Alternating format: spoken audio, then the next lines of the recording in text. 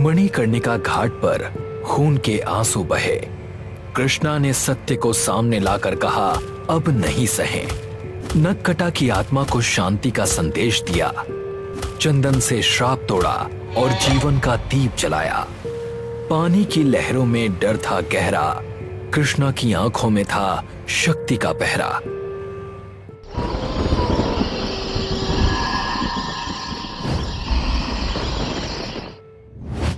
ये मणिकर्णिका घाट पर गांव की महापूजा का पहला दिन है। गांव वाले इकट्ठा होकर पूजा कर रहे हैं। वो नदी में दीप जलाकर अपने भले के लिए प्रार्थना कर रहे हैं। तभी हमें कहानी की नायिका कृष्णा दिखती है। कृष्णा कुमार वंश की एकमात्र संतान है। ये वंश अपने समर्पण के लिए प्रसिद्ध है, खासकर रत्नेश्वर महादेव मंदिर के प्रति। कृष्णा वही बेटी है जो इस वंश की आखिरी संतान बनी। उनका भाई एक कार दुर्घटना में अपने माता पिता के साथ दुनिया छोड़ चुका था। तभी से कृष्णा अपनी दादी के साथ जीवन बिता रही है। कृष्णा थैनाटोलॉजी की छात्रा थी और वो जीवन के बाद के विषयों में रुचि रखती थी। कुछ देर बाद कृष्णा शिव जी की मूर्ति के सामने ध्यान करते हुए दिखाई देती है, जब बाकी लोग भी वहां आकर पूजा करने लगते हैं। थोड़ी देर बाद कृष्णा अपनी आंखें खोलती है और देखती है कि एक महिला पास वाली बेंच पर बैठी हुई है। उसकी त्वचा बहुत मुरझाई हुई है और बाल उसके चेहरे के सामने लटके हुए हैं। कृष्णा शांति पूर्वक उसे देखती है। क्या नाम है तुम्हारा? मेरा नाम नंदिनी है। यहाँ क्यों आई हो? मेरे जाने के बाद मेरे दोनों ही बच्चे जायदाद के मामले में एक दूसरे को मारने पर तुले हैं। मैं विनती करती हूँ, मेरी मदद करो। उसी दिन कृष्णा दोनों भाइयों के साथ बैठी होती है, जो उस महिला के बेटे हैं, जिसे उसने मंदिर में देखा था। मैंने हमेशा से सोचा था कि मेरे बच्चे साथ रहेंगे और जैसी परवरिश मैंने उन्हें दी है उसे याद रखेंगे। तुम जाकर उन्हें उनकी माँ की ये आखिरी इच्छा के बारे में बता दो। दोनों भाई ये सुनकर आंसू बहाने लगते हैं। वो उठकर एक दूसरे को गले लगाते हैं, जबकि कृष्णा शांति से वहीं बैठी रहती है। तभी दृश्य बदलता है और हम उस बुजुर्ग महिला को एक तस्वीर में देखते हैं जिस पर माला चढ़ी हुई है। तभी हमें एहसास होता है कि कृष्णा कोई सामान्य लड़की नहीं है। उसके पास उन लोगों से बात करने की शक्ति है जो इस दुनिया में है ही नहीं। कृष्णा की आंखें इस मिलन को देखकर शांति से चमक रही हैं। कुछ समय के बाद कृष्णा की दादी रसोई में खाना बना रही होती है, जबकि कृष्णा पीछे टेबल पर सब्जियां काट रही होती है। बेटा, और कितना समय लगेगा? कृष्णा कटी हुई सब्जियों की थाली अपनी दादी को देती है। ये लो दादू, हो गया। जब से तुम आई हो मेरे तो 2 हाथ और बढ़ गए हैं। दादू, आप भी ना। सच कह रही हूँ बेटी, काश हमारा पूरा परिवार साथ होता। काश मैंने उन्हें उस दिन वहां नहीं भेजा होता। कृष्णा अपनी दादी को गले लगा लेती है। दादू, मैंने आपको कहा था ना, आपको इस बारे में नहीं सोचना है। वो आपकी गलती नहीं थी, वो सब महज एक हादसा था। और सच बताऊं तो पापा और मम्मा आपसे बिल्कुल गुस्सा नहीं है। कृष्णा की दादी हाँ में सिर हिलाती है। कृष्णा भी सिर हिलाकर जवाब देती है और रात यहीं खत्म हो जाती है।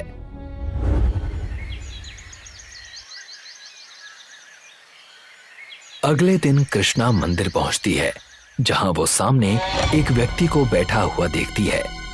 उसकी पूरी शर्ट खून से सनी हुई है और उसकी शर्ट की जेब से एक मंगलसूत्र लटक रहा है। वो सीधे कृष्णा की आंखों में देख रहा है। कृष्णा रुक जाती है और उसे घूर कर देखती है। वो पहली बार मृत शरीर को देखकर असहज महसूस करती है। वो फिर से शिव की मूर्ति के पास जाती है और जैसे ही वो पलटती है, वही आदमी ठीक उसके सामने खड़ा होता है। अब कोई नहीं बचेगा। कृष्णा की आंखें डर से चौड़ी हो जाती हैं। अगले ही पल कृष्णा अपने घर में जाग जाती है, डर से हांफते हुए। वो घबराई हुई चारों ओर देखती है और समझ जाती है कि ये सिर्फ एक सपना था। वो इसे नजरअंदाज करती है और गहरी सांस लेकर शांत हो जाती है। उसी दिन कृष्णा टेबल पर बैठी होती है। उसकी दादी उसे नाश्ता देती है।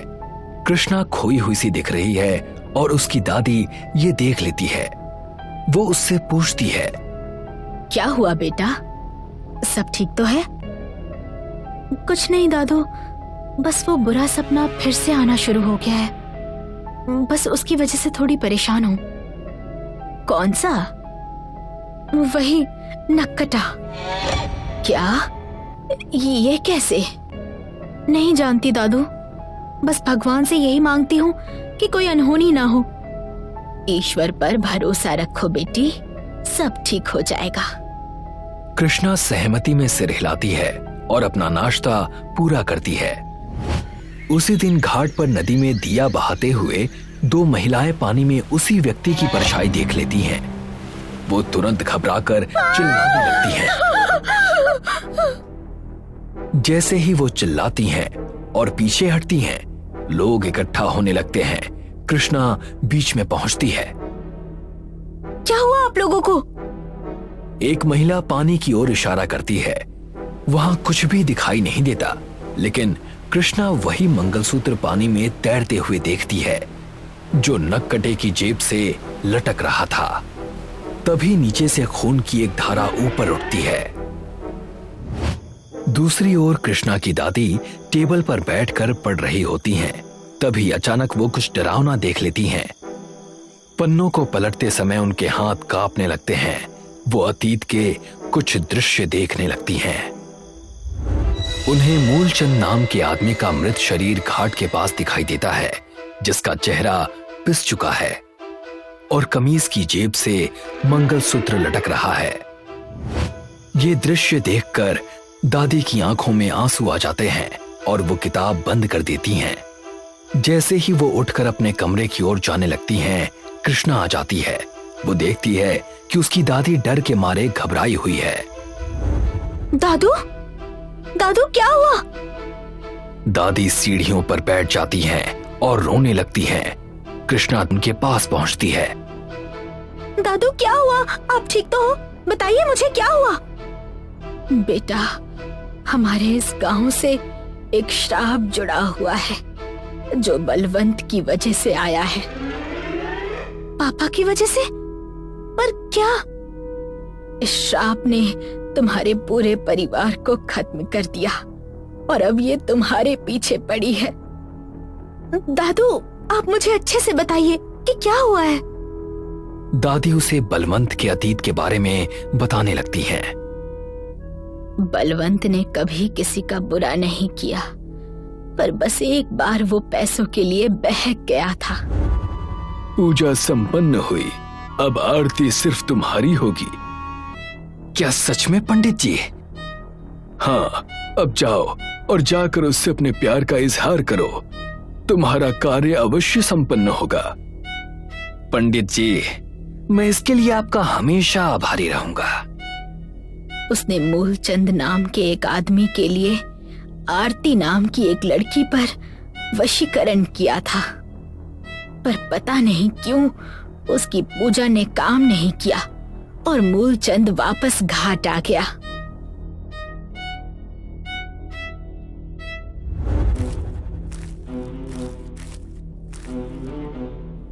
ढोंगी पंडित, तूने कहा था कि अब आरती सिर्फ मेरी होगी और उसके लिए मुझसे 20 लाख रुपए भी लिए, पर ऐसा तो कुछ हुआ ही नहीं। मैं तुझे छोड़ूंगा नहीं। बलवंत एक बहुत बड़ा साधु था। उसके भक्त उसकी बुराई सहन नहीं कर पाए और जैसे ही उसने उसे नुकसान पहुंचाने की कोशिश की, वहां की भीड़ ने उसे कुचलकर मार डाला। दादी सीढ़ियों पर बैठी कृष्णा को रोते हुए ये सब बताती हैं और कृष्णा की आंखों में भी आंसू आ जाते हैं। बलवंत ने उससे पैसे जरूर लिए, पर उसने हमें कभी नहीं बताया कि उसने उस पैसों का क्या किया। उसकी आत्मा वापस आई और बलवंत को परेशान करने लगी थी। इस नक्कटे की आत्मा से पीछा छुड़ाने के लिए ही वो बड़े मंदिर जा रहे थे, पर वो पहुंच पाते इससे पहले ही नक्कटे ने। आप लोगों ने ये सब मुझसे क्यों छुपाया? जब ये सब हुआ तब तो बहुत छोटी थी बेटा। बलवंत नहीं चाहता था कि तुझे कुछ भी पता चले। पर ये सब इतने साल बाद क्यों? इतने सालों से उसकी आत्मा कहाँ थी? मूलचंद की आत्मा सिर्फ कुंवारी लड़कियों को अपना शिकार बनाती है। आने वाली गंगौर पूजा उसके लिए सबसे बड़ा दिन है, अपने शिकार को अंजाम देने के लिए। और शायद इसीलिए वो अपने साथ हुई ज्यादती का बदला कुंवारी लड़कियों को वश में करके लेना चाहता है। अगर ऐसा है तो मैं इसका सामना करूंगी। मैं हमारे गांव को इस श्राप से मुक्ति दिलाऊंगी। नहीं नहीं बेटा, तू ऐसा कुछ नहीं करेगी। तू मेरे वंश की आखिरी निशानी है। अगर तुझे भी कुछ हो गया तो मैं अपने आप को माफ नहीं कर पाऊंगी। दादू, मुझे कुछ नहीं होगा, आप बिल्कुल फिक्र मत कीजिए। दादी उसे देखती है और उसे कसकर गले लगा लेती है।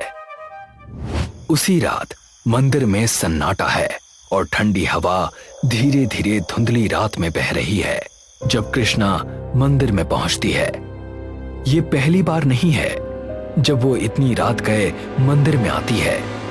इससे पहले भी वो कई बार यहाँ आकर अन्य आत्माओं से बातचीत कर चुकी है, लेकिन इस बार वो अपनी खुद की लड़ाई लड़ रही है। वो मंदिर के कोने में बैठकर ध्यान लगाने लगती है।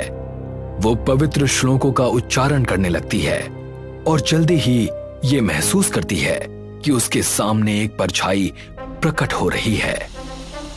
वो अपनी आंखें खोलती है। वो अपने सामने कोई और नहीं बल्कि नक्कटे को देखती है, जिसका चेहरा विकृत है। क्यों आए हो फिर से इस आयाम में? तेरे बाप ने मुझसे झूठ बोला, मुझसे फरेब किया। उसके भक्तों ने मिलकर मुझे मार डाला। उसके फरेब और गांव वालों के गुस्से की सजा अब इस गांव की हर एक कुंवारी लड़की भुगतेगी। क्या किया था पिताजी ने तुम्हारे साथ? उसने मुझसे पैसे लिए और मुझसे वादा किया कि जिस लड़की को मैं चाहता हूँ वो मुझे मिल जाएगी, पर ऐसा कुछ नहीं हुआ। उसने मुझे धोखा दिया। झूठ। नक्कटा उसकी तरफ गुस्से से देखता है, जबकि कृष्णा के चेहरे पर साहस साफ दिखाई देता है। और इसी समय अतीत की पूरी कहानी सामने आती है। उस दिन मूलचंद पूजा के बाद मंदिर से निकलकर आरती के घर नहीं बल्कि मुन्नी के पीछे गया था, जो कि एक 16 वर्ष की बच्ची थी। उसने छल से मुन्नी की चीजों को आरती का बताकर वशीकरण कराया था। दूसरी तरफ बलवंत मंदिर में ध्यान कर रहा था, जहां उसे ये सारे दृश्य दिखते हैं कि कैसे मूलचंद ने उसे धोखा दिया और अपनी हवस के लिए एक जवान लड़की को प्रभावित किया। बलवंत गुस्से में उठता है। मूलचंद, तूने मेरी शुद्ध साधना का गलत इस्तेमाल किया। तूने मुझसे आरती के नाम का झूठ बोला।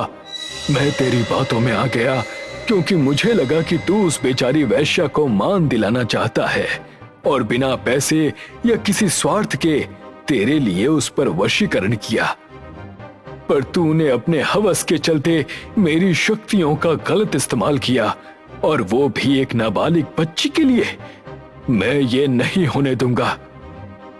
बलवंत मंदिर के खंभे से बंधा रक्षा धागा तोड़ देता है, जिसे उसने वशीकरण के लिए बांधा था।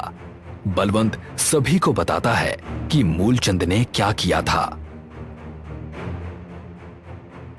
इसका असर साफ दिखाई देता है। मूलचंद को मुन्नी के साथ छेड़छाड़ करने के कारण लोग पीटते हैं। जब वो गुस्से में घाट आया और लोगों द्वारा उसकी मौत हुई, तब बलवंत ने उसकी आत्मा को एक चंदन के टुकड़े से बांध दिया था। मूलचंद को समझ में आ जाता है कि अब कृष्णा को पूरा सच पता है, और मूलचंद गुस्से में उसकी तरफ देखता है। तो ये थी तेरी सच्चाई। ये सब तो कैसे जानती है? कृष्णा अपनी आंखें उठाकर देखती है और एक आत्मा को पीछे खड़ा पाती है। ये वही महिला है जिनके लड़ते हुए बेटों तक कृष्णा ने उसकी बात पहुंचाई थी। वो महिला उन्हीं में से एक थी जिसे बलवंत ने मूलचंद के दुष्कर्म के बारे में बताया था। मूलचंद गुस्से में कांप रहा है। वो ना तो हिल सकता है और ना ही कुछ कर सकता है, क्योंकि कृष्णा पवित्र पानी के घेरे में बैठी हुई है। मेरे बारे में पता तो कर लिया तूने, पर अब कुछ नहीं कर पाएगी। कल गंगौर की रात है, याद रखना। कल गांव की सारी लड़कियां मेरे वश में होंगी। इसी के साथ मूलचंद हवा में गायब हो जाता है। कृष्णा वहीं चिंतित बैठी रहती है। अगली रात गंगौर पूजा की रात है। पूरा घाट दियों से रोशन है और कई अविवाहित लड़कियां हाथों में आरती की थाली पकड़े हुए हैं। उनमें से एक कृष्णा भी है। वो सभी से आगे दौड़ते हुए जगह का जायजा लेने की कोशिश करती है। वो ये देखती है कि कहीं कुछ गलत तो नहीं हो रहा। पूजा के शोरगुल में कोई भी उसे नहीं देखता। तभी उसे दूर से महिलाओं के रोने की आवाज सुनाई देती है। वो दूर देखती है और समझ जाती है कि एक लड़की अपने दोस्त के लिए रो रही है, जो होश में नहीं है और खुद को नदी में डुबोने जा रही है। कृष्णा तुरंत उनकी तरफ दौड़ती है और रोती हुई लड़कियों को शांत करती है। साथ ही वो जोर से आवाज लगाती है, कोई भी पानी के अंदर नहीं जाएगा। इस पानी में नक्कटे का साया है। वहां मौजूद सारी लड़कियां रुक जाती हैं और कृष्णा को देखने लगती हैं। वो हैरान होकर उसके आसपास इकट्ठा हो जाती हैं। हाँ, नक्कटा आज गंगौर पूजा के बहाने से इस गांव की सारी लड़कियों को मारना चाहता है। पर तुम सब डरो मत, मैं जानती हूँ हम इस श्राप को कैसे तोड़ सकते हैं। जैसे ही सारी लड़कियां उसकी बात सुनती हैं, नदी की लहरें सीढ़ियों तक पहुंचने लगती हैं, जहां पर लड़कियां खड़ी हैं। धीरे धीरे सभी लड़कियां नक्कटे के प्रभाव में आ जाती हैं। वो सभी नदी की ओर बढ़ने लगती हैं। कृष्णा की आंखें डर से चौड़ी हो जाती हैं, क्योंकि वो अपनी आंखों के सामने सबसे बुरे की शुरुआत देखती है। इसी दौरान वो नक्कटे को पानी से ऊपर उठते हुए देखती है, जहां सभी लड़कियां धीरे धीरे नदी की ओर बढ़ रही हैं। मूलचंद, अब और नहीं। वो अपनी जेब से वही चंदन का टुकड़ा निकालती है। नक्कटा इसे देख लेता है और उसकी आंखें डर से चौड़ी हो जाती हैं। नहीं, तू ये नहीं कर सकती। मैं ये कर सकती हूँ और मैं ये करूंगी। तेरी आत्मा तो खुद तेरी नहीं, वो इस चंदन की मोहताज है और मैं इसे उस पवित्रता से मारूंगी जिसके तू लायक है। नहीं! कृष्णा चंदन के टुकड़े को पवित्र गंगा में डाल देती है और फिर नक्कटा जोर जोर से चीखने लगता है। नक्कटा हवा में गायब हो जाता है। उसका पूरा शरीर राख में बदल जाता है। जैसे ही चंदन का टुकड़ा पानी में घुलता है, उस पल में गहरी चुप्पी होती है। कुछ समय के बाद नक्कटा पूरी तरह से गायब हो जाता है। कृष्णा उठकर इसे देखती है। सारी लड़कियां जो आधी पानी में डूब चुकी थीं, रुक जाती हैं और पलटकर कृष्णा को हैरानी से देखती हैं। कृष्णा उन्हें देखती है और मुस्कुराते हुए सिर हिलाती है, ये जताते हुए कि वो सुरक्षित है। कालो अस्मि लोकक्ष कृत प्रमाणम ऋते अधिकम हृदयेन शास्त्रम तेनात लोक शक्तिकालीन दुर्लभ देव्यांश।